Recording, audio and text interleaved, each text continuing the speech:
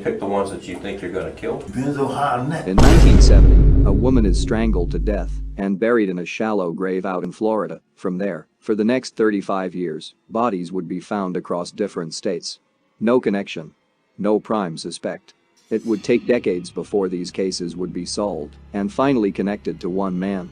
It may not look like much when investigators began interviewing him in 2018, in his late 70s and suffering from health conditions. But the man you're seeing was the most prolific serial killer in United States history. Welcome to True Stories. I tell true crime stories from killer's point of view. Enjoy and give the video a like. Stay tuned for part 2. Sam Little ultimately confessed to 93 murders from 1970 to 2005. That's more than Ted Bundy, the Zodiac Killer, and the Golden State Killer combined. We know of at least 93 women who were murdered. He was never going to stop. He actually told police that he found it sexually satisfying to rape and kill women. In order to really understand Sam Little's reign of terror, let's first dig into the killings themselves. Like many serial killers, Sam Little had an MO. He would take his hands and put on their throats and he would strangle them. Then sometimes, he would allow them to revive so he could see the fear in their eyes before choking them finally. Did you ever shoot any of these girls? Shoot. Yeah, with a gun?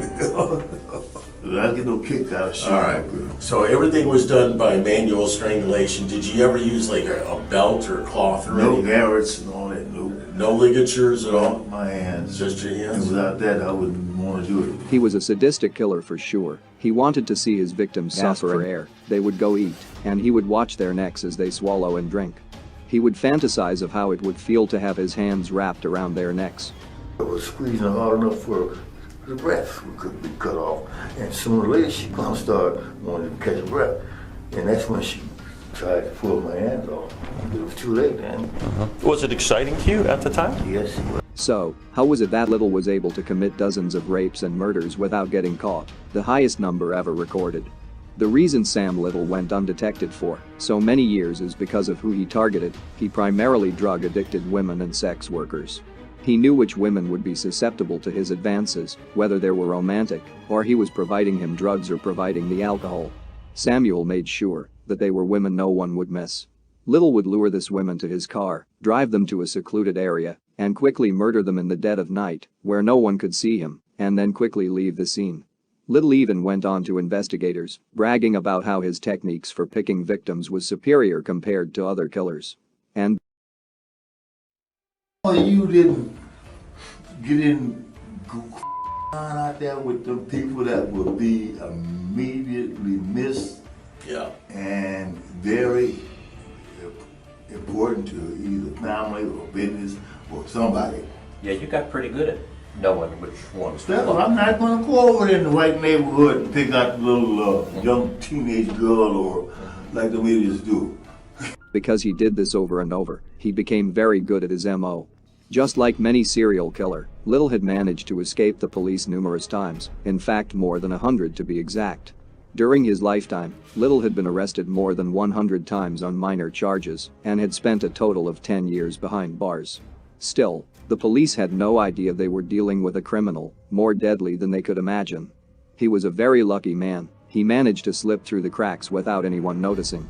Samuel then continues to brag how lucky he was by describing an incident that could only be found in a movie. I was lucky in Florida.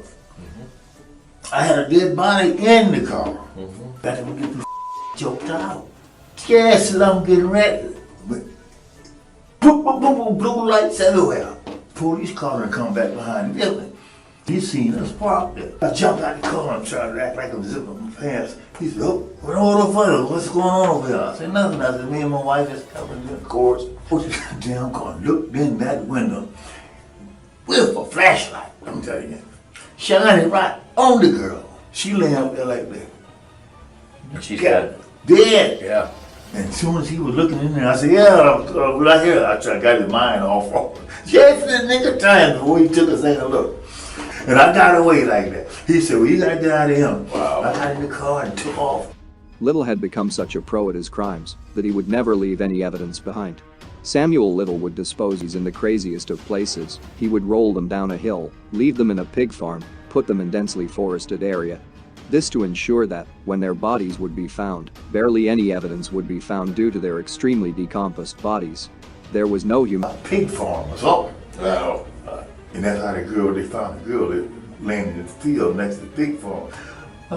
All the mother skin ate off of You've been there. the rats got over Humanity at all. Little may have had close calls, but nothing was as close as when he was tied directly to 2 murders. After Patricia Mount's nude body was found in the Fay field, hair fibers and witness testimonies linked Little to the killing. He was arrested and put on trial, but yet again, it was Little's lucky day. The jury found him not guilty. Talk about having 9 lives. Little had assaulted many women who would have been perfect witnesses to put this man in jail. But, sadly, according to the prosecutors, the women were prostitutes on drugs and would therefore not make for credible witnesses. Yet again, Little was on the streets.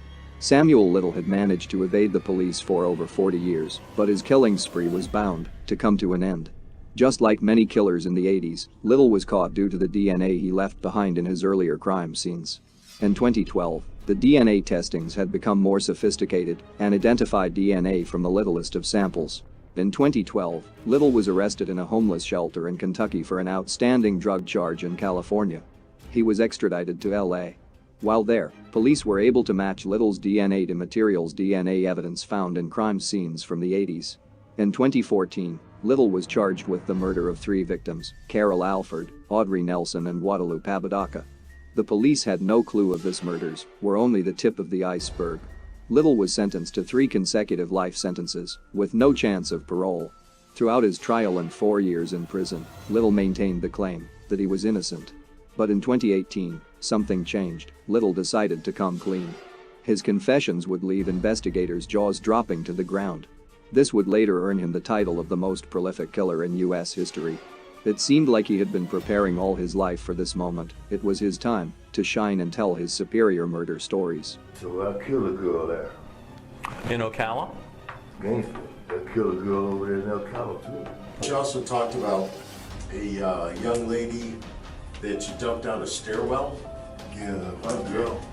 That was a white girl? Yeah, she was white. They got her out of the car, pulled her out, and drug her into the groups back there. It would have been dark for you, so I don't know how the pictures can really help you.